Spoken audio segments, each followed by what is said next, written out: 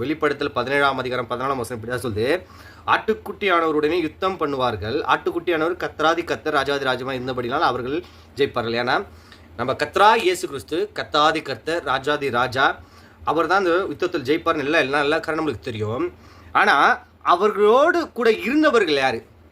அந்த யுத்தத்தில் உலகத்தின் கடைசி நாட்கள் தேவனாகிய இயேசு கிறிஸ்து பூமிக்கு வருகிறதான அந்த நாளில், அவர் சாத்தானை ஜெயிக்கக்கூடிய அந்த நாளில் அவரோடு கூட இருக்கிறவர்கள் தான் இந்த இம்பார்ட்டண்டான விஷயம். நான் ஏன் அந்த காரியங்கள் நான் தெளிவாக சொல்கிறேன்னா, இதில் உள்ளவர்கள் யாருன்னா அழைக்கப்பட்டவர்கள், தெரிந்து கொள்ளப்பட்டவர்கள், உண்மை உள்ளவர்கள். இந்த 3 காரியமும் நம்ம வாழ்க்கையில் நம்ம அடைந்து இருக்கிறோமா?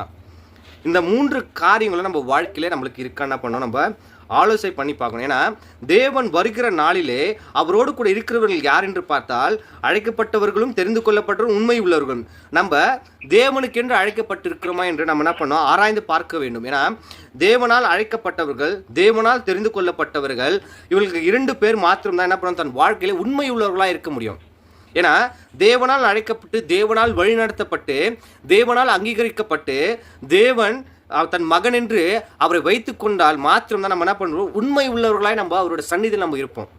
தேவனுடைய பிரசனம் நம்மளுக்குள்ளே இல்லாமல், தேவனுடைய கிருபை நம்மளுக்குள்ளே இல்லாமல், தேவனோட பயபக்தி, தேவனுடைய வழி, தேவனுடைய வசனங்கள் நம்மளுக்குள்ளே இல்லாமல் இருந்தால் நம்ம உண்மை உள்ளவர்களாக இருக்க நம்மளால் முடியாத காரியமாக இருக்கும். நான் உண்மை உள்ளவனாக இருக்கணும். ஏன்னா நம்ம கர்த்தராகிய இயேசு கிறிஸ்து யாருன்னா நீதி உள்ள நியாயாதிபதி, அவன் நீதி உள்ள தேவன். அப்படின்னு நம்ம பார்க்கும்போது நமக்குள்ள அந்த நீதி இருக்கா? நீதினா உண்மை இருக்கா? நம்ம எல்லா காரியங்களும் உண்மை உள்ளவர்களாக இருக்கிறோமா?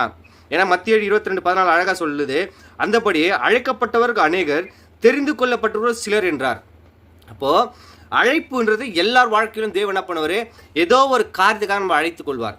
ஏதோ ஒரு ஊழியத்தின் பாதையிலையோ, ஏதோ அவருக்கு நம்மளுக்கு செய்ய வேண்டிய சில காரிய நிமித்தமோ, நமக்கு ஜெபிப்பதற்கோ, நம்மளோட தேவனோட வார்த்தை சில பேருக்கு சொல்லுவதற்கு நம்மளுக்கு சில நேரங்கள் என்ன பண்ணணும், நம்மளுக்கு ஒரு அழைப்பு வரும்.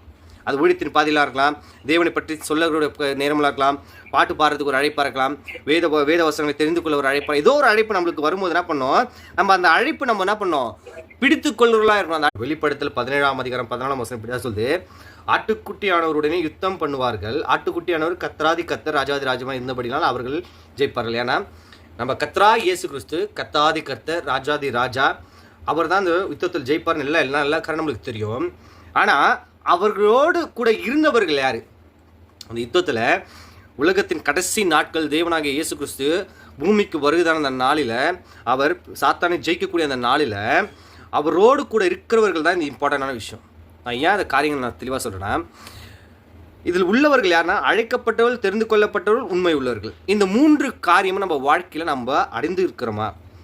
இந்த 3 காரியங்களும் நம்ம வாழ்க்கையில் நம்மளுக்கு இருக்கான்னு பண்ணோம், நம்ம ஆலோசனை பண்ணி பார்க்கணும். ஏன்னா தேவன் வருகிற நாளிலே அவரோடு கூட இருக்கிறவர்கள் யார் என்று பார்த்தால் அழைக்கப்பட்டவர்களும் தெரிந்து கொள்ளப்பட்டவர்களும் உண்மை உள்ளவர்களும்.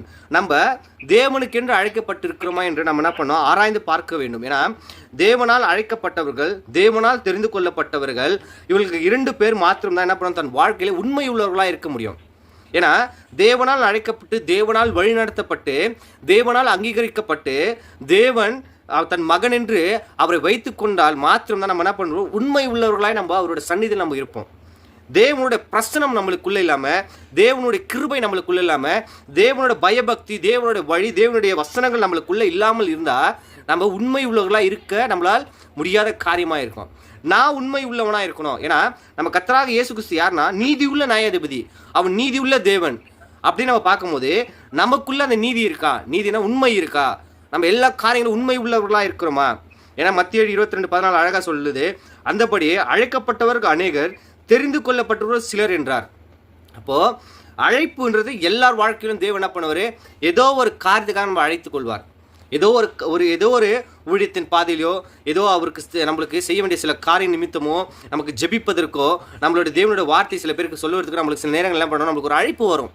அது ஊழியத்தின் பாதையிலாக இருக்கலாம், தேவனை பற்றி சொல்லக்கூடிய நேரமாக இருக்கலாம், பாட்டு பாடுறதுக்கு ஒரு அழைப்பாக இருக்கலாம், வேத வசனங்களை தெரிந்து கொள்ள ஒரு அழைப்பாக, ஏதோ ஒரு அழைப்பு நம்மளுக்கு வரும்போது என்ன பண்ணோம், நம்ம அந்த அழைப்பு நம்ம என்ன பண்ணோம், பிடித்து கொள்வர்களாக இருக்கணும்.